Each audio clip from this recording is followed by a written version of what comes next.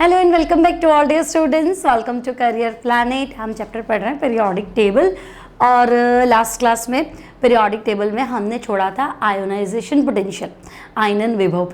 ठीक है, मैंने आपको सिखा दिया था आयनन विभव आयोनाइजेशन पोटेंशियल क्या होता है। मैंने आपको कहा था एक एटम होना चाहिए जो gaseous, isolated, neutral.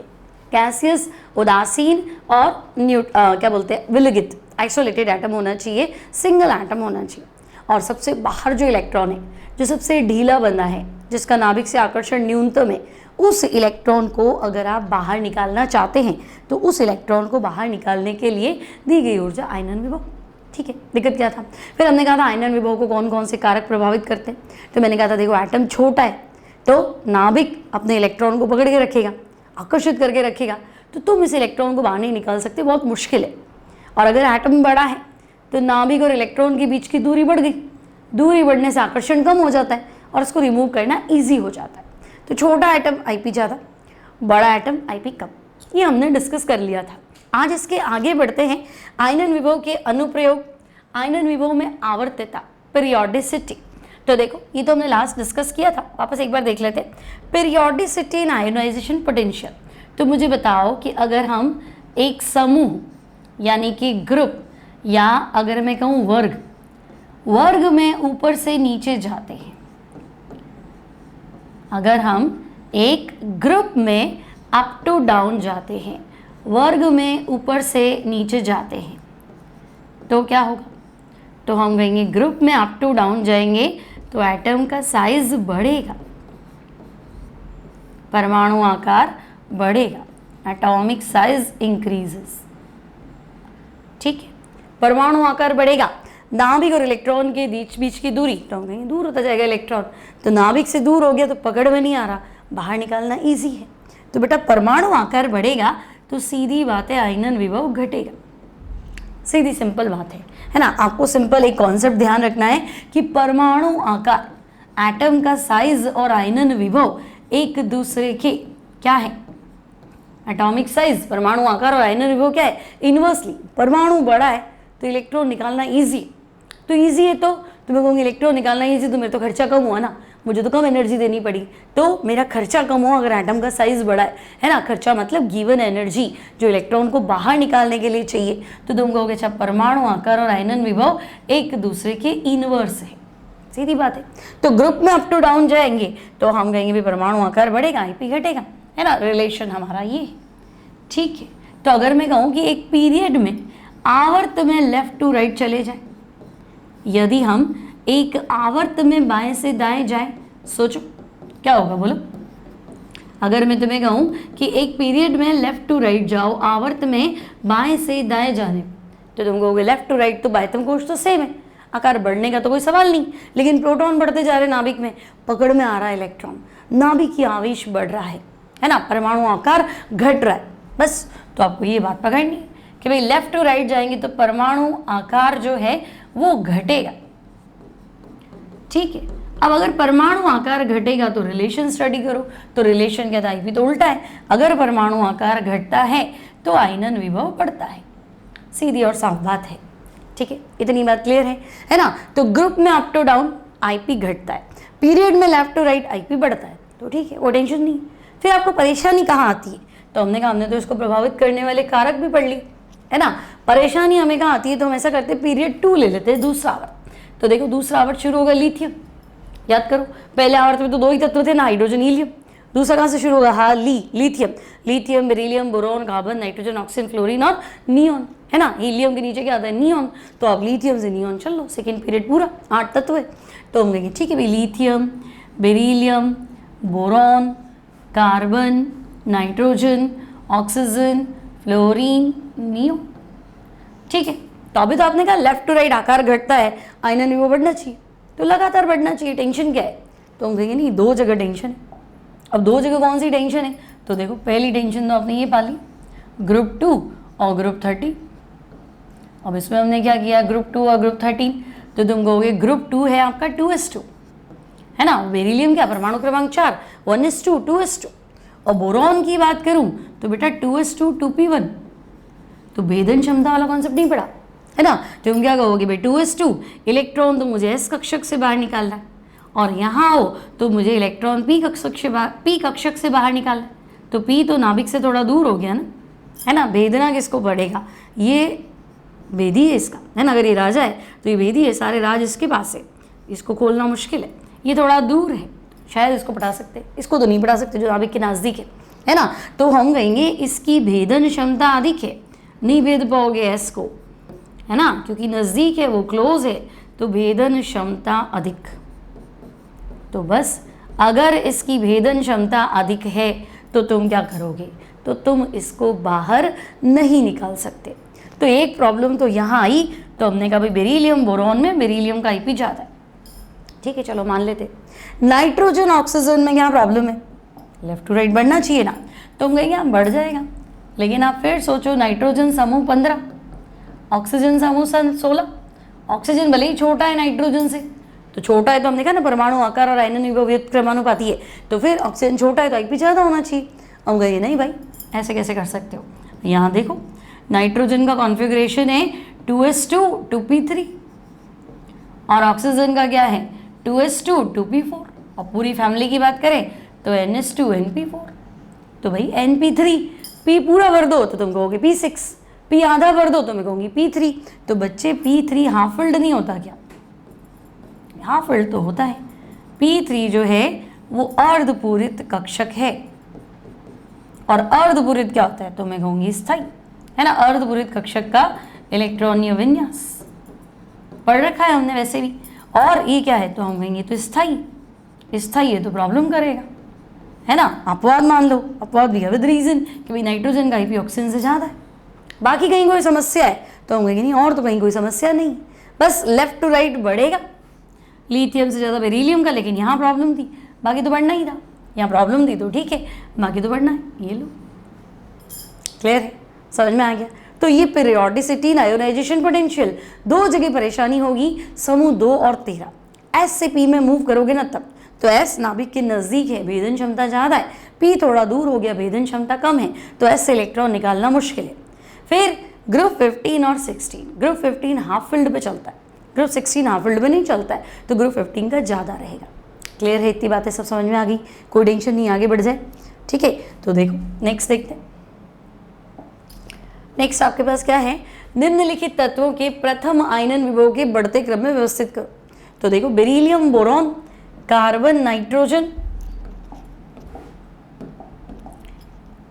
Beryllium boron carbon nitrogen oxygen fluorine, बोलो बना लिया होगा अब तक तो आंसर।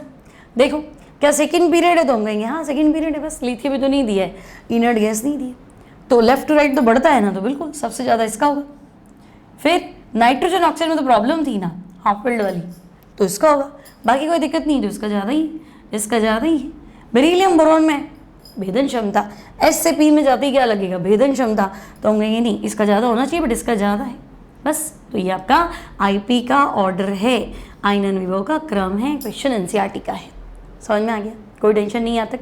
फिर आगे बढ़े, आयनन विभव क्या होता है, प्रभावित करने वाले कारक क्या है, वर्ग में ऊपर से नीचे आयनन विभव क्यों घटता है, लेफ्ट टू राइट आवर्त में आयनन विभव क्यों बढ़ता है, ये सारी बातें पता होनी चाहिए, ठीक है। नेक्स्ट आता है एप्लीकेशंस ऑफ आयोनाइजेशन पोटेंशियल, आयनन विभव के अनुप्रयोग, ठीक है भाई। और आयनन विभव के अनुप्रयोग क्या है, तो सोचो आईपी की एप्लीकेशन। अब मुझे बताओ आईपी कम है ना, आयनन विभव कम है, तुम सोचोगे अच्छा आयनन विभव कम है मतलब एक गैस उदासीन और विलगित परमाणु है, ये फटाक से इलेक्ट्रॉन दे रहा है ना। तो इलेक्ट्रॉन क्यों दे रहा है, अगर मैं कोई चीज़ किसी को दे रही हूँ मतलब नेचर है, तो इलेक्ट्रॉन देने की नेचर है, तो हम कहेंगे हाँ, तो इलेक्ट्रॉन देने की नेचर है, इलेक्ट्रॉन त्यागने की प्रवृत्ति है, तो इलेक्ट्रॉन त्यागने की प्रवृत्ति, कौन त्यागता है इलेक्ट्रॉन, बोलो कौन त्यागेगा।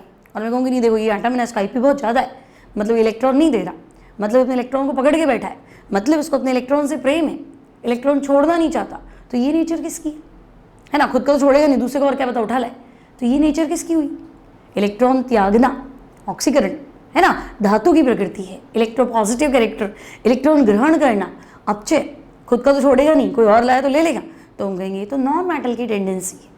तो अगर आईपी पता है तो मेटल और नॉन मेटल की टेंडेंसी बता सकती हूँ, बिल्कुल।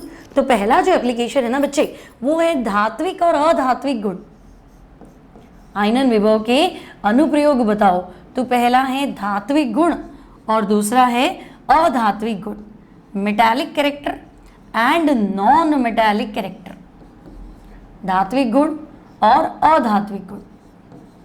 अब ये क्या चीज़ है, तो मैं कहूँगी अगर मान लो आईपी कम है, मतलब आपको इलेक्ट्रॉन नहीं चाहिए, आप तो छोड़ने वाले हो, यानी मेटल हो, ठीक है, तो बेटा आईपी कम धात्विक गुण, आईपी कम धात्विक गुण उतने ज़्यादा, इनवर्सली प्रोपोर्शनल। तो अगर कोई पूछे धात्विक गुण और आईपी का रिलेशन, तो बिल्कुल भाई आयनन विभव धात्विक गुण के क्या है, इनवर्सली प्रोपोर्शनल है, व्युत्क्रमानुपाती क्रमानुपाती है, ठीक है। आयनन विभव धात्विक गुण के इनवर्सली प्रोपोर्शनल है। अब अगर आईपी बहुत ज़्यादा है, नहीं छोड़ रहा इलेक्ट्रॉन, तो नहीं छोड़ रहा मतलब इलेक्ट्रॉन को पकड़ के बैठा है, तो ऐसा कौन करता है, धातु तो छोड़ देता है, तो हम कहेंगे नहीं, ऐसा नॉन मेटल अधातु इलेक्ट्रॉन ग्रहण करने की प्रवृत्ति। तो आईपी ज़्यादा है तो अधातु है, मतलब अधात्विक गुण के आईपी समानुपाती, अधात्विक गुण के आईपी समानुपाती, और धात्विक गुण के तो भाई आईपी व्युत्क्रमानुपाती। अब धात्विक गुण को तुम लिखोगे विद्युत धनी प्रकृति, है ना, इलेक्ट्रॉन छोड़ दो धन आवेश बना दो, तो विद्युत धनी प्रकृति, ठीक है। और अधात्विक गुण को तुम लिखोगे इलेक्ट्रॉन ग्रहण करने की प्रवृत्ति, विद्युत ऋणी प्रकृति, इलेक्ट्रॉन गेनिंग टेंडेंसी, विद्युत ऋणी प्रकृति। इतनी सी बात है, समझ में आ गया, metallic character, non metallic character, clear है, आगे बढ़ो, ठीक है। तो पहला तो हो गया मेटालिक कैरेक्टर और नॉन मेटालिक कैरेक्टर। दूसरा क्या बताना चाहोगे, तो हम कहेंगे देखो धातु की क्रियाशीलता की बात करूं अगर, सेकंड पॉइंट, धातु की क्रियाशीलता, ठीक है, अधातु की नहीं कर रही हूँ, है ना, ध्यान रखना, धातु की क्रियाशीलता मतलब मैं ग्रुप 1 और 2 की बात कर रही हूँ, ठीक है, यहाँ थोड़ा कंफ्यूज मत होना, सिर्फ मेटल, क्योंकि एक जनरल ले लो क्रियाशीलता और आईपी में रिलेशन बताओ तो अलग है भाई, धातु की प्रकृति अलग है, अधातु की अलग है। धातु इलेक्ट्रॉन छोड़ने में विश्वास रखता है, अधातु इलेक्ट्रॉन ग्रहण करने में विश्वास रखता है। तो हम कहेंगे धातु की क्रियाशीलता, रिएक्टिविटी ऑफ मेटल, यानी मैं सिर्फ ग्रुप 1 और ग्रुप 2 की बात कर रही हूँ यहाँ पे, ठीक है भाई, बोलो क्या कह रहे हो ग्रुप 1 2 के बारे में।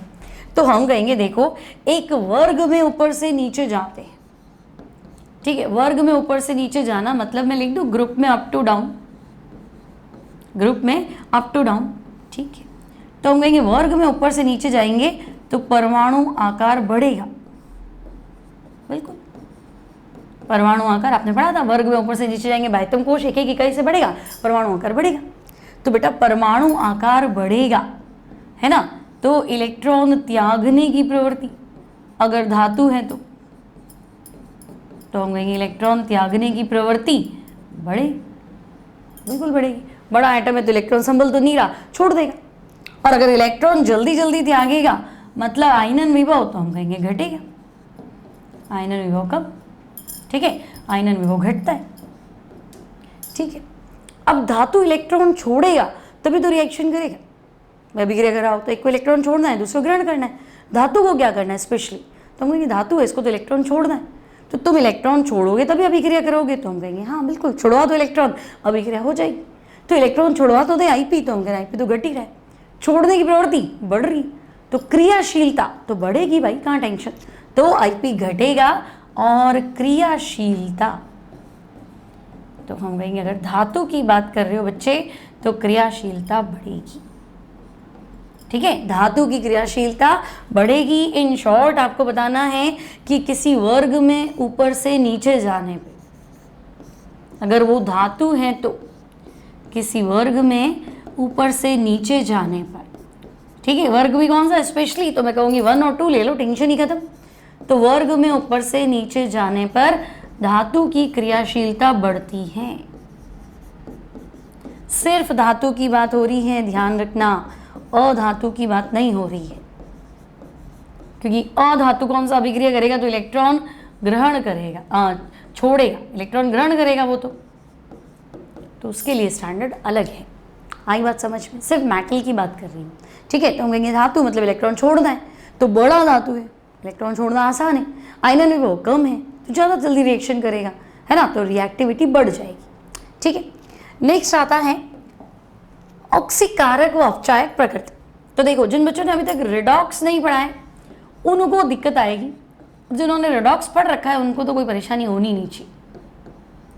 ठीक है, ऑक्सीकारक व अपचायक प्रकृति बता मैं पूरा देती हूँ तुम्हें, ठीक है, लेकिन अगर आप बिल्कुल 11th स्टैंडर्ड में हैं तो थोड़ा आपको टेंशन होगा, बट हम हैं, कोई टेंशन वाली बात नहीं। देखो, ऑक्सीकारक, ऑक्सीडेंट, ऑक्सीकारक, ऑक्सीडेंट, ऑक्सीकरण करने वाला, सामने वाले को ऑक्सीकृत कर दो, सामने वाले को ऑक्सीकृत कर दो, सामने वाले के इलेक्ट्रॉन छुड़वा दो। तो सामने वाला इलेक्ट्रॉन क्यों छोड़ेगा भाई? तो हम कहेंगे क्योंकि हम नहीं छोड़ेंगे तो तू ही छोड़ेगा। तो हम इलेक्ट्रॉन नहीं छोड़ेंगे, हम इलेक्ट्रॉन को पकड़ के बैठे, मतलब हमारा आईपी तो ज़्यादा है, हमारा आईपी कम होता तो हम ही छोड़ देते। तो ऑक्सीकारक, दूसरे का ऑक्सीकरण करना, खुद का अपचयन होना, खुद इलेक्ट्रॉन लेना।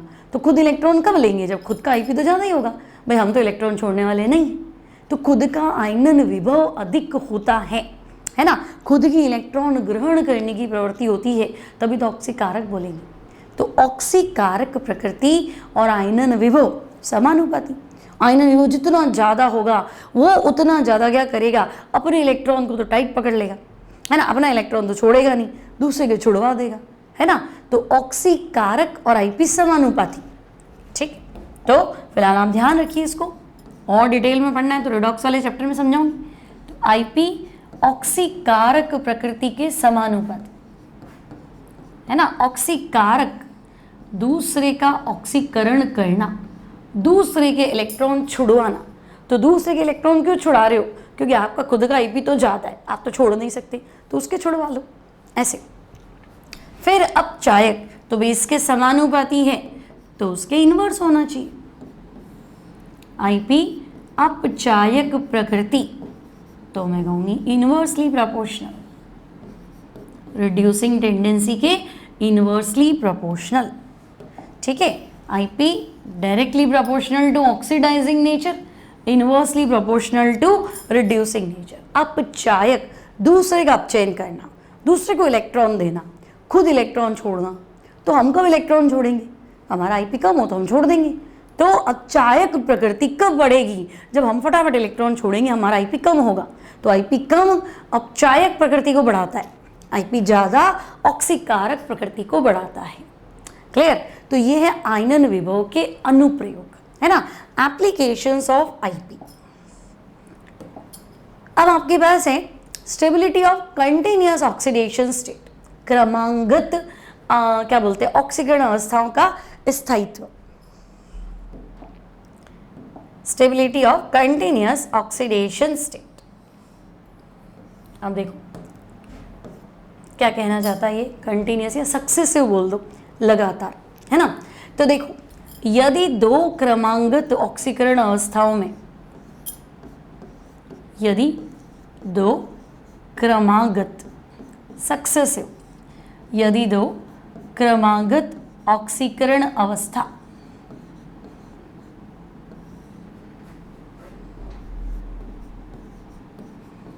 यदि दो क्रमागत ऑक्सीकरण अवस्था का स्थायित्व, क्रमागत ऑक्सीकरण अवस्था, क्या बोल रही हूँ मैं सॉरी, दिमाग में कुछ और चल रहा था मेरे।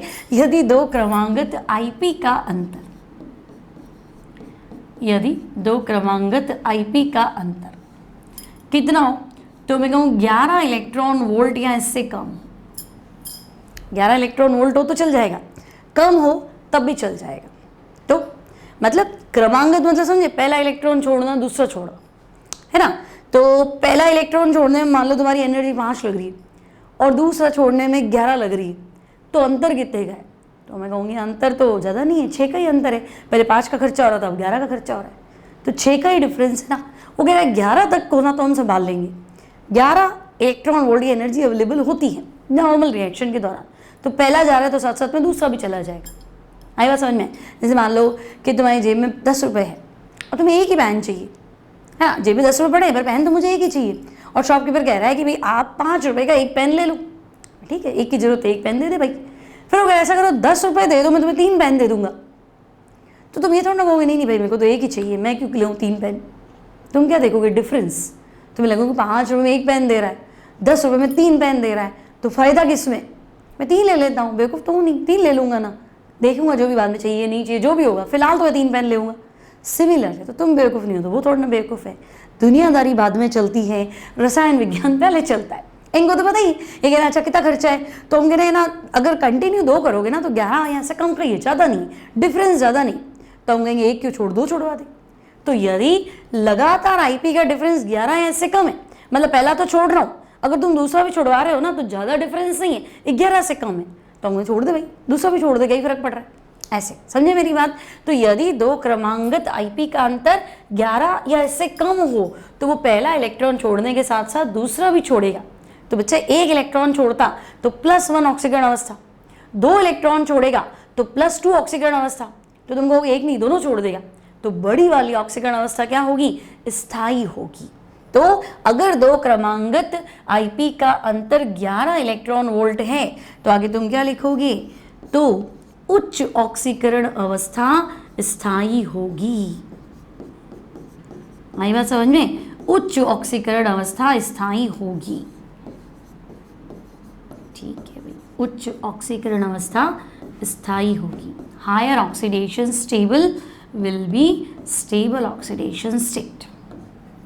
ठीक है, अब मैं कहूँगी अच्छा चलो 11 तो तुम्हारे पास थे, तुमने काम चला ली। यदि अगर तुम्हारे पास 2 कंटिन्यूअस आईपी है, यदि 2 क्रमांकित सक्सेसिव लगातार, यदि 2 क्रमांकित आईपी का अंतर, कंटिन्यूअस आईपी का अंतर 16 इलेक्ट्रॉन वोल्ट या इससे ज़्यादा हो, तो हमारे जेब में 16 तो नहीं थे, 11 ऐसे कम होने का, चलो हमारा फायदा हो जाए, है ना। 16 इलेक्ट्रॉन वोल्ट या इससे ज़्यादा। मान लो तुम शॉप पे गए, तुमने कहा कि ना पेन कितने का है, उसने कहा 5 रुपये का, फिर वो कह रहा ऐसा करो 14 रुपये दे दो और 3 ले जाओ, तो बोले ज़्यादा कोई फ़ायदा तो है नहीं, तो रहने दो, क्या 1 रुपये के फ़ायदे के लिए क्या ही करूँ, मुझे ज़रूरत तो एक ही है, ज़रूरत तो एक ही है। लेकिन पिछली बार तुमने नहीं सोचा ज़रूरत एक ही है ना, तो मैं लगेगा ज़रूरत तो एक ही है पर दुगने में 3 मिल रहे हैं तो ले लो। अब तुम कह रहे हो ज़रूरत एक की है और 15 तो वैसे ही लगते, तुम 14 ही ले रहे हो, तो कौन सा एहसान कर रहे हो, मत करो एहसान, एक ही बहुत है। सिमिलरली अगर 16 या इससे ज़्यादा है तो तुम कहोगे नहीं 16 तो मेरे बस का नहीं है, मैं तो नहीं देने वाला, मेरे को तो लोअर 1 इलेक्ट्रॉन निकालना है तो एक ही छोड़ूंगा, है ना, दूसरा मेरे को नहीं छोड़ना। ठीक है, तो अगर 16 या इससे ज़्यादा का अंतर हो बच्चे तो तुम क्या बोलोगे, तो तुम कहोगे निम्नतर ऑक्सीकरण अवस्था, लोअर ऑक्सीडेशन स्टेट, निम्नतर ऑक्सीकरण अवस्था स्थायी होगी। Lower oxidation state will be stable, निम्नतर ऑक्सीकरण अवस्था स्थायी होगी। बोलो, इतनी बात क्लियर कि भाई 11 से कम हो तो हम बड़ी वाली ले लेंगे, 16 या इससे ज़्यादा हो तो फिर हम नहीं लेंगे, हम छोटी वाली ले लेंगे। ठीक है, अब कोई सोचे कि यार बीच का तो आपने बताया नहीं, है ना, कि मान लो 12 रुपये के 3 पेन मिल रहे हो तो आपने कहा भाई 13-14 तक तो मत लेना, 10 हो तो ले लेना, 12 में आ गए तो, बीच में आ गया तो 11 और 16 के बीच में फंसे तो उसको भी देख लेते, है ना। तो देखो, यदि मान लो IP2 माइनस IP1, ठीक है, और IP3 माइनस IP2, है ना, ये जो डिफरेंस है वो IP2 11 से 16 इलेक्ट्रॉन वोल्ट के मध्य हो। 11 से तो ज़्यादा है, आपने तो कंडीशन 11 से कम पे लगाई थी और 16 से ज़्यादा पे लगाई थी, लेकिन नहीं, मेरा तो आंसर 12, 13, 14 ऐसा है। तो हम कहेंगे अच्छा ऐसा भी कुछ होगा क्या, तो इसमें हम दोनों बातें करेंगे। क्या बात करेंगे, तो हम कहेंगे देखो लोअर और हायर दोनों स्टेबल होगी, लेकिन अगर इस सिचुएशन में फंसते हो तो निम्नतर ऑक्सीकरण अवस्था, लोअर ऑक्सीडेशन स्टेट, है ना, निम्नतर ऑक्सीकरण अवस्था जो है वो गैसियस स्टेट में स्थायी होगी। ठीक है, लोअर ऑक्सीडेशन स्टेट जो है वो स्टेबल होगी, लेकिन कब, तो तुम कहोगे भाई वो तो गैसीय अवस्था में स्थायी होगी, ऐसे तो होगी नहीं। ठीक है, तो लोअर वाले तो हम मान लेंगे गैसीय स्टेट में, हायर वाली की बात करो, उच्चतर ऑक्सीकरण अवस्था, ये और मुसीबत है भाई, उच्चतर ऑक्सीकरण अवस्था, हायर ऑक्सीडेशन स्टेट, तो हम कहेंगे हायर जो है वो जलीय विलयन, हायर जलीय विलयन में स्थायी होगी। ठीक है, ये थोड़ा दिमाग लगाना है आपको। क्लियर? अब इसका कोई उदाहरण बताओ। तो बच्चे इसका उदाहरण है तुम्हारे पास एल्यूमिनियम, है ना।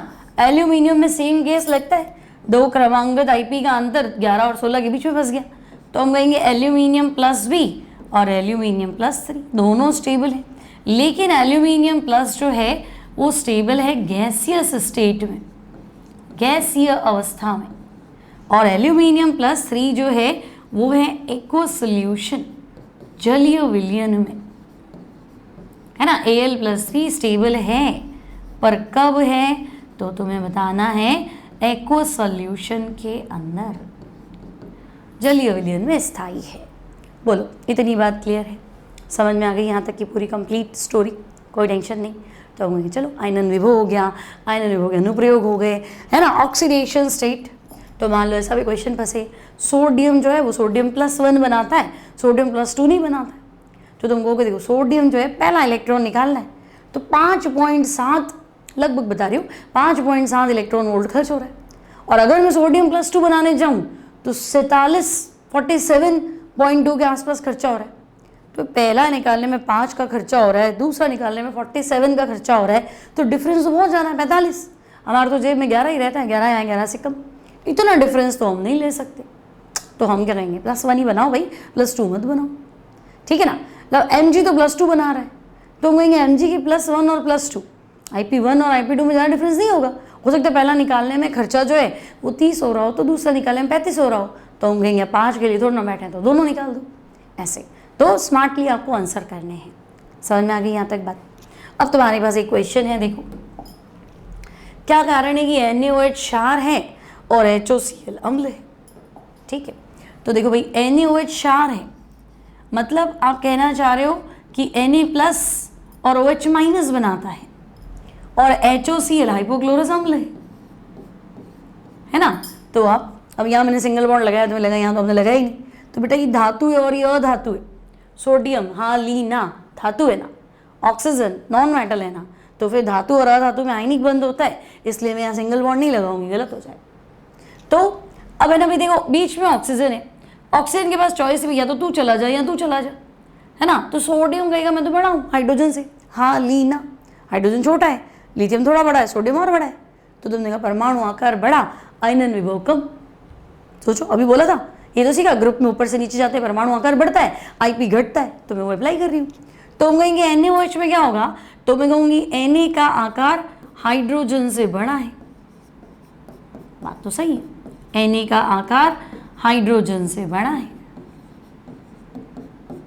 ठीक है, तो आकार का क्या लेना देना, तो मैं कहूँगी आकार मतलब IP से लेना देना, तो Na का IP सोडियम का आयनन विभव हाइड्रोजन से कम है, तो हाइड्रोजन प्लस बनाए, इतने में तो सोडियम कहेगा मैं प्लस बना लेता हूँ, है ना। तो तू ऑक्सीजन के साथ रह जा भाई, तू मत जा, मैं अलग हो जाता हूँ, तो सोडियम प्लस OH-। ठीक है, तो IP कम है ना, तो सोडियम को इलेक्ट्रॉन छोड़ना पड़ेगा, तो हम कहेंगे हाँ छोड़ देगा, IP तो कम ही है। ठीक है, अतः यह Na+ और Na+ बना इसलिए OH- बना, Na+ और OH- आयन बनाता है, तो बच्चे OH- आयन बनाता है, इसलिए तो जो OH आयन देता है वही तो क्षार है, तो बात तो सही है। अतः NaOH सोडियम हाइड्रोक्साइड क्या है, एल्केली, क्षार है, क्षारीय प्रकृति दर्शाता है। ठीक है, तो फिर HOCl को क्या तकलीफ थी, तो हम कहेंगे HOCl में हो सकता है हाइड्रोजन छोटा है, वैसे तो हाइड्रोजन छोटा है, लेकिन जब आप IP की बात कर रहे हो और धात्विक प्रकृति की बात कर रहे हो, तो हम कहेंगे Cl जो है वो उससे अलग नहीं होगा। Cl का आयनन विभव ज़्यादा है, हाइड्रोजन का कंपैरेटिवली इतना ज़्यादा नहीं, या Cl की धात्विक प्रकृति क्लोरीन से तो ज़्यादा है। एक बार H+ तो बन जाता है, पर Cl+ नहीं बन सकता, है ना। तो आप कहोगे ऐसे टूटेगा H+ और OCl माइनस, है ना, ये हाइपोक्लोराइट आयन, नाम याद रखना है इसका, हाइपोक्लोराइट आयन। ठीक है भाई, आयनन विभव का डेटा तो तुम्हें क्या करना पड़ेगा, तुम्हें पता करना पड़ेगा वाकई में कुछ ज़्यादा है कि नहीं, लेकिन जब आंसर बनाना है तो तुम क्या कहोगे, H+ तो बन जाए, Cl+ कैसे बना, अगर H+ बनना, Cl+ भी बनता है चांस कभी हो तो, लेकिन H+ जब है तो Cl+ क्यों बनेगा, समझे ना भाई। तुम खड़े और तुम्हारा टीचर खड़ा है, कुर्सी एक ही है, तो ऑब्वियस ना टीचर ही बैठेगा, तुम कैसे बैठोगे, गलत हो जाएगा ना। तो जब हाइड्रोजन है तो प्लस वही बनेगा, Cl क्यों बनेगा। ठीक है, तो तुम क्या लिखोगे, हाइड्रोजन की धात्विक प्रकृति Cl से तो ज़्यादा ही है भाई, आगे बात समझ में। तो Cl को, हाइड्रोजन को इलेक्ट्रॉन छोड़ना पड़ेगा, कोई सोचने की बात ही नहीं। जैसे कुर्सी तुम्हें तो छोड़नी पड़ेगी, भले तुम कितने ही थके हुए हो, टीचर के सामने तुम नहीं बैठ सकते हो, है ना। तो हाइड्रोजन की धात्विक प्रकृति, हाइड्रोजन की धात्विक प्रकृति Cl से अधिक है। ठीक है, अतः यह H+ आयन बनाता है, H+ आयन देता है। और भाई H आयन दे दो, बस हम यही तो कह रहे हैं, H आयन दे दो। H आयन देते ही हम उसको अम्ल बोल देंगे, जो H आयन देगा वो क्षार, और जो H आयन देगा वो अम्ल। तो HOCl क्या है, तो हम कहेंगे अम्ल है भाई, एसिड है। क्यों है, तो वजह तो आपको पता ही ना भाई, क्लियर है। तो NaOH क्षार है, HOCl अम्ल है, पूछे तो जवाब दे दो, सिंपल है। अब आता है कि भाई परमाणु क्रमांक 100 तक तो ले दे के हम याद कर लेते, 100 के बाद हम कैसे याद करें, तो 100 से अधिक परमाणु क्रमांक वाले तत्वों का नाम करें। ठीक है, अब मान लो 101 है, 102 है, तो हम उनकी नेमिंग कैसे करें। तो इसके लिए क्या है, तुम्हारे पास है ना कुछ रूट्स है कि भाई डिजिट 0 के लिए क्या शब्द यूज़ करो, 1 के लिए, 2 के लिए, 3 के लिए, है ना। तो मान लो डिजिट की बात करें तो डिजिट लिख लो, रूट लिख लो, और एब्रीविएशन को क्या बोलते हैं, उसका मतलब दर्शाने का तरीका, है ना, तो एब्रीविएशन। ठीक है, अब डिजिट जैसे 0, तो 0 को तुम लिखो निल, है ना, और निल को दर्शाएंगे कैसे, n। डिजिट मान लो 1, तो इसके लिए है अन, दर्शाओगे कैसे, u। अब u शॉर्ट लिख दो भाई, पहला लेटर कैपिटल होता है, अदरवाइज तो तुम्हें u ही लिखना है। फिर डिजिट है 2, तो 2 के लिए लिखना है बाई, शब्द क्या लिखेंगे, बी। डिजिट है 3, तो बाई ट्राई, है ना, इसको लिखना क्या है, टी। डिजिट है 4, तो इसको लिखना है क्वाड, शब्द क्या लिखेंगे, Q. Nil, un, bi, tri, quad. 5 है तो बच्चे पैंट लिख लो, है ना, पी लिख दो। 6 है तो हैग्स लिख लो और H लिख लो। 7 है, डिजिट अगर 7 है तो सेप्ट लिख लो, S लिख लो। 8 है तो ऑक्ट लिख लो, O हो जाएगा। 9 है तो इन लिख लो, है ना, और सिंबल क्या हो जाएगा, E हो जाएगा। ठीक है, अब परमाणु क्रमांक और तुम खुद बनाओ। मान लो मैं तुम्हें कहूँ परमाणु क्रमांक जो है 100 से बाद वाले हैं ना, ठीक है, तो 100 से बाद वाले हैं, तो चलो मैं ऐसा करती हूँ 101 लिख लेती हूँ। 101, 105, 110। अब सोचो, अच्छा सबका सफिक्स जो है बेटा, सबका सफिक्स मतलब समझे, अनुलग्न, सब के पीछे तुम्हें ईयम लगाना है। इंग्लिश में लिखोगे थोड़ा ये सही रहेगा ना, तो हिंदी में थोड़ी गड़बड़ हो जाती। जितने भी नाम है ना उनके पीछे तुम्हें ईयम लगाना है। ठीक है, तो 101 दिमाग लगाओ, 1 के लिए क्या शब्द है, तो हम कहेंगे भाई 1 के लिए तो अन था, है कि नहीं। 1 के लिए क्या था, तो हम कहेंगे अन था। 0 के लिए क्या है, तो हम कहेंगे 1 के लिए अन था, 0 के लिए निल है। वापस 1 आया ना, तो फिर अन है। एंड में क्या लिखना है, ईयम। सोचो भाई, पहला डिजिट देखो ना बेटा, 1 के लिए क्या लिखो, तो तुम कहोगे अन। 0 के लिए क्या लिखना है, तो तुम कहोगे निल, लिखा तो है हमने, अन निल। फिर 1 है तो तुम क्या लिखोगे, अन। अनुलग्न क्या है, ईयम, तो अन निल अनियम। 105 है, अच्छा सिंबल बताओ, तो अन का यू, देखो पहला है तो कैपिटल लिखना है, बाकी तो स्मॉल लिखना है। निल का एन और फिर अन का यू, तो ये यू एन यू। 105 है तो 1 का क्या आएगा अन, 0 का क्या आएगा नील, और 5 का क्या आएगा देखो पेंट, और अनुलग्न क्या है ईयम। तो अन नील पेंटियम, तो मतलब यू एन पी।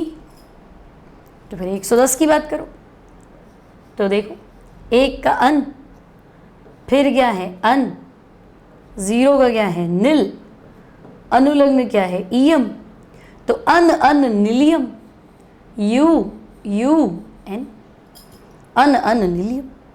ऐसे आप कुछ भी बोल सकते हो, है ना। मान लो 118 आखिरी उत्कृष्ट गैस। भाई हमारी सारणी, आवर्त सारणी जो है खत्म करें, लास्ट वाला आपने करा कुछ खोजे हैं कुछ मैन मेड है, तो एंड में आओ तो एंड में आएगा 118 आखिरी उत्कृष्ट गैस। क्वेश्चन काम भी आएगा अपने को।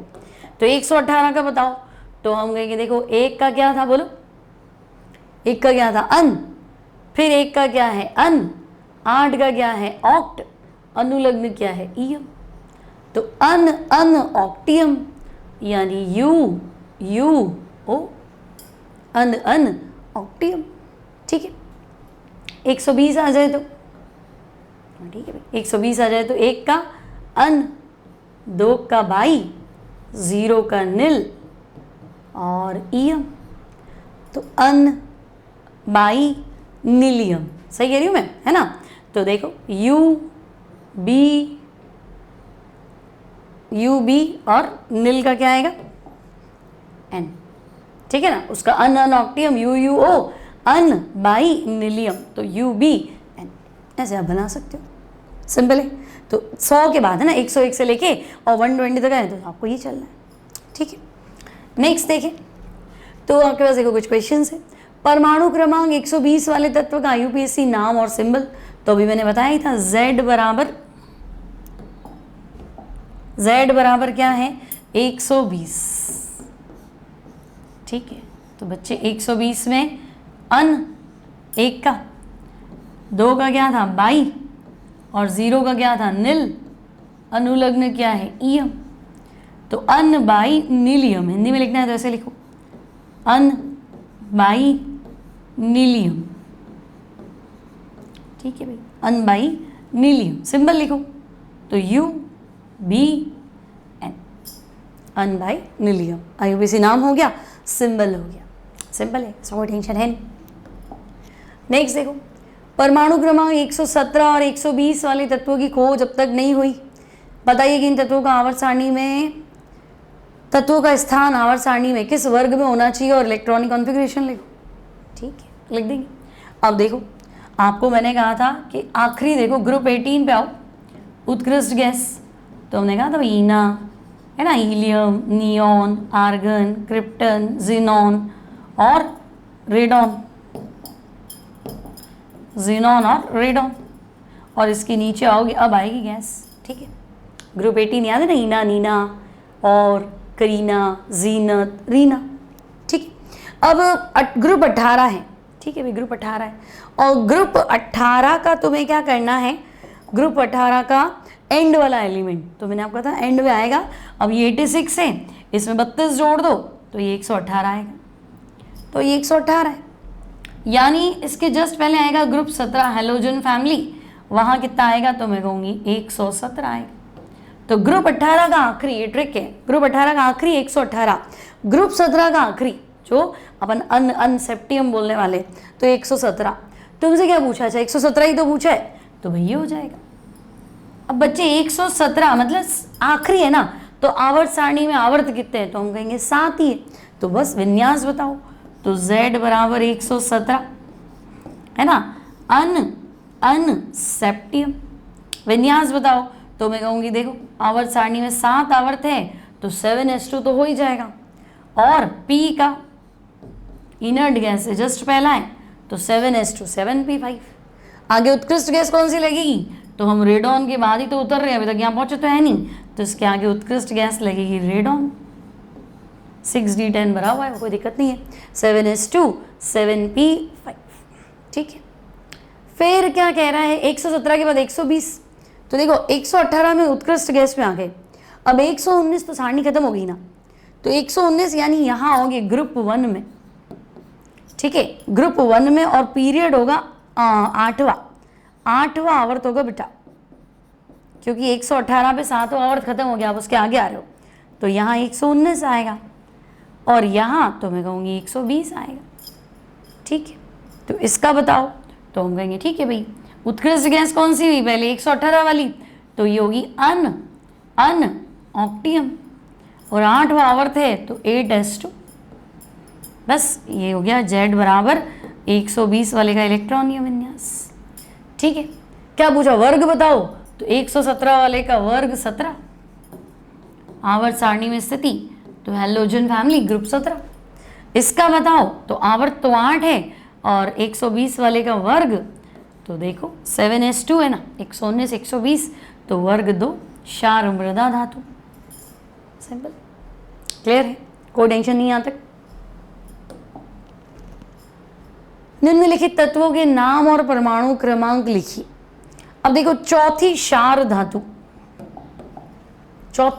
धातु है ना, तो ग्रुप 1 को क्षार धातु बोलते हैं, तो हम यहाँ ग्रुप 1 को क्षार धातु बोलेंगे, हा ली ना की रब से फरिया। अब देखो इसमें बच्चे क्या करेंगे, इसको चौथी क्षार धातु को पोटेशियम बोल देंगे, पोटेशियम नहीं बोलना है, हाइड्रोजन धातु थोड़ा है, चौथा क्षार धात्विक तत्व तब तो ठीक है, या ग्रुप 1 का चौथा सदस्य तब तो तुम्हारा पोटेशियम ठीक है, लेकिन धातु तो hydrogen actually non metal, hydrogen gas है, H2 है ना, तो धातु पूछा है तो तुम इसका आंसर जवाब दोगे रुबिडियम, ठीक है, तो भाई इसका रुबिडियम। परमाणु क्रमांक, तो बेटा पोटेशियम का 19, 18 और जोड़ दो, तो 18 18 36 और 19 37, तो इसका परमाणु क्रमांक 37। तीसरी क्षार मृदा धातु,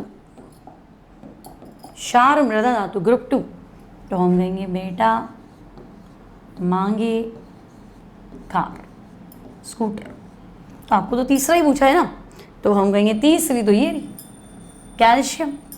तो तीसरी क्षार मृदा धातु कैल्शियम, और कैल्शियम का परमाणु क्रमांक तो तुम्हें पता ही है 20। प्रथम संक्रमण श्रेणी का 5वां तत्व बोलो, पहली ट्रांजिशन सीरीज याद करो, पहली संक्रमण श्रेणी 3D 3D1 3D2 3D3 3D4 3D5 है ना, हालांकि 3D4 नहीं होता, 3D5 ही होता है, तो मैंने तुम्हें सिखाई थी। 3D1 होता है C T, याद करो, V कार में 5वें पे आ गए ना, तो मैं कहूँगी प्रथम संक्रमण श्रेणी तो ये है, 5वां तत्व मैंगनीज है, और मैंगनीज का परमाणु क्रमांक 21 22 23 24 और 25। पहला आंतरिक संक्रमण तत्व, तो बच्चे आंतरिक संक्रमण तत्व किसको बोलते हैं, inner transition elements F block को, तो लैंथेनम के बाद वाले तत्व लैंथेनॉइड्स, तो पहला लैंथेनॉइड तो मैं कहूँगी सीरियम। लाख सोचा पर ना थी, लाख मतलब लैंथेनम, सोचा मतलब सीरियम, पहला लैंथेनॉइड, अगला प्रेस्मोडीमियम, एंडी नियोडीमियम है ना, तो फिलहाल मुझे पहला आंतरिक संक्रमण पूछा है, तो मैं कहूँगी वो सीरियम है, लैंथेनम परमाणु क्रमांक 57, सीरियम का 58। छठी उत्कृष्ट गैस, 6th इनर्ट गैस, तो इनर्ट गैस देखो अभी पढ़ी थी ना, helium, neon, argon, krypton, xenon, radon, तो 1 2 3 4 5 6 ये रही छठी रेडॉन, तो मैं कहूँगी 6th इनर्ट गैस जो है दैट इज रेडॉन, परमाणु क्रमांक 86, एक 32 और जोड़ दोगे तो 118 पहुँच जाओगे, ठीक है। तो 6th इनर्ट गैस जो है दैट इज रेडॉन, परमाणु क्रमांक 86, ठीक है। तो यहाँ कंप्लीट हो गया, क्या बोलते हैं, हमारा आयोनाइजेशन पोटेंशियल वाला टॉपिक। नेक्स्ट टॉपिक है इलेक्ट्रॉन गेन एंथैल्पी, इलेक्ट्रॉन बंधुता या इलेक्ट्रॉन लब्धि एंथैल्पी, क्या होता है, कौन से कारक इसको अफेक्ट करते हैं, और आपको बात तो तुम्हें पता ही है ना, तो उसको डिस्कस करेंगे। फिर बचेगा विद्युत ऋणता, फिर तुम्हारा जो है छोटे मोटे क्वेश्चंस रहते हैं, और चैप्टर आपका कंप्लीट। तो इसके बाद 2 टॉपिक और हैं, चैप्टर आपका कंप्लीट हो जाएगा, क्लियर। तो अब 11 शुरू कर रहे हो, तो देखो मोल कॉन्सेप्ट पढ़ा दिए, आवर्त सारणी पढ़ा दिया है, परमाणु संरचना भी पढ़ा दिया, सीक्वेंस में चल रहे हैं। इक्विलिब्रियम हिंदी इंग्लिश मीडियम में पहले से ही पढ़ा रखा है, अगर किसी को जल्दी हो तो आप वो पढ़ सकते हैं। ठीक है, तो हाफ ईयरली तक हम काफ़ी सिलेबस आपका कवर कर लेंगे, अगर दिसंबर तक आते आते काफ़ी कुछ सिलेबस कवर हो जाएगा। तो 11th वाले बच्चों को ज़्यादा टेंशन लेने की ज़रूरत नहीं।